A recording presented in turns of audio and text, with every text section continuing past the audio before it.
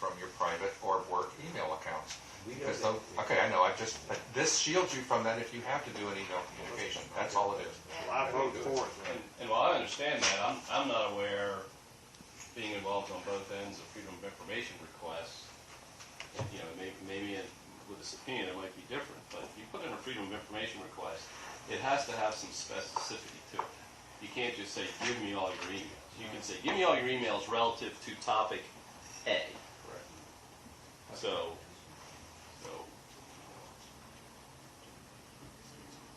There are horror stories out there that go slightly against that, unfortunately. It's it doesn't matter to me. As part of our general hosting package, you can have up to 25 email accounts. You can get them through the webmail. It's very easy to set up, very easy to add Jan and Tom to the system. But I don't think it's a good idea to put that out on the internet to let everybody, to encourage that sort of communication. I mean, if you get nailed on a particular topic and you're talking to somebody and they have to email you something as it relates to CCDA, either send it to grow@claydevelopmentauthority.com or send it here and only communicate email-wise through those buckets. That's just my 2 cents. Let me ask you a question, Bill. As an interim measure, is Betty an appropriate CC for Development Authority related emails? In other words, give us another option. It sounds like to me the board's uncertain about what they want to do, and it sounds like there's some fair debate here. Yeah. Is there an option simply in real time to archive each and every email by ensuring that we CC a designated Yeah, I think that's person to me that's a in suitable your option. office? I mean, is that? That's Yes, the lawyer. That's basically But I think that what seems I was suitable to doing me. under Kelly's tenure. Okay, and I think that's a fine option as long as we know that. I think we have the opportunity to create a separate email. I'm trying to figure out how to keep it separate from our stuff, honestly. Sure. I don't mean to interrupt. No. I think we table this thing until we've had some better discussion with our council here to make sure that we formulate a proper protocol since we're fixing to get into further communication I'm all for that. forward in some of our enterprises and make sure that we're on solid ground with the Sunshine Law and make sure we're not putting someone at risk and whatever. Because if there's concern, can we do that, Mr. Chairman? Yeah, I think that's a good.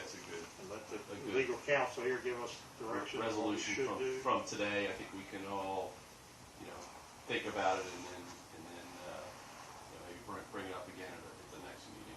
And I'm fine with that. And the only thing, I have pending requests, public records requests, and I just don't want to open any of us up to some sort of liability. And I want to say on the record that there is no attempt to dodge any responsibility as it relates to the Sunshine Law. I've invited anybody and everybody to come down here and sit over there in that filing cabinet and dig until your fingers hurt. I have no problem with that at all. We do have a function outside of administrative services to the CCDA. In the short term. Sir? This won't fix that in the short term. No. And so I do. So I guess I'm just trying to say to the guys with the pending request, I get it as quick as I can, guys. I'm not dodging anything. So y'all are here, listen to the conversation. And nobody's trying to dodge anything. They deserve the right to formalize a policy and a procedure. And reasonable time is an undefined mandate of the legislation. So I'll take that and we'll talk about it again later. Well, the only debate was how we do it. I think That's why I think it would be prudent for our council to give us direct advice on the best way we go about this. Because this is a long-standing authority. Yes. It's not just, we're not elected officials. No, that's right. Appointed officials. God bless you for being well. Feels a little different to me. I don't know if it is, but it just feels different. Okay. Thank you. Thank you very much. Mr. Chairman? Yes, I would agree. Anything else? No, sir, that's it. Okay. Could I, sorry to jump in. Grady, did you say something you wanted to make some website changes to in addition to email, or no? I'm sorry. My recollection, Bill, and this may have been before your time, but my recollection is that Jill worked on getting the CCDA website sort of moving forward. Okay. And then when her tenure ended, sort of that stopped. And if that's unfair, I'm not trying to be unfair. Mark, go ahead. But I guess my thought was, and let me say this for the record, I would like to use this. if it doesn't create a security problem. The easy button, okay?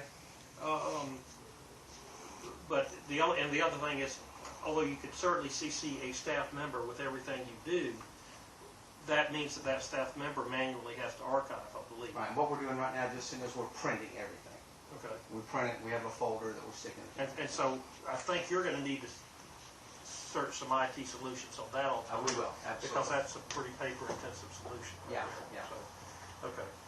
Well, I think I need to talk to staff about that. I'm sorry. Okay, but Was there yeah, any you're other- talking about the website. But anyway, on the website, I guess what I'm wondering is, do you feel like, let's say you're doing these administrative services, I don't know if you're just worried about the name executive director or not, but to me, you're either providing the administrative services or you're not, okay? But getting past that for the moment, it seems to me that we should strive to have the best, user-friendly, public accessible, cost-effective website that we can have given our station of life. And our station of life is, we don't have any new taxpayer dollars coming in. We probably got some taxpayer dollars 50 years ago. Everything else we have are certainly public dollars, but because of interest rates, our return on those is very, very low. And so we are trying to be extremely cost effective with what we have stewardship over for the betterment of our county. And we can't spend thousands and thousands of dollars each month on website development, and I know Mark wouldn't do that to us anyway, but I guess my point is, are y'all looking at the website as part of your responsibility and trying to endeavor to see that we've got a well-designed website that fits our needs? Yes, to answer the question. As a matter of fact, we just met this past week and made some improvements to it, and we will continue to do that.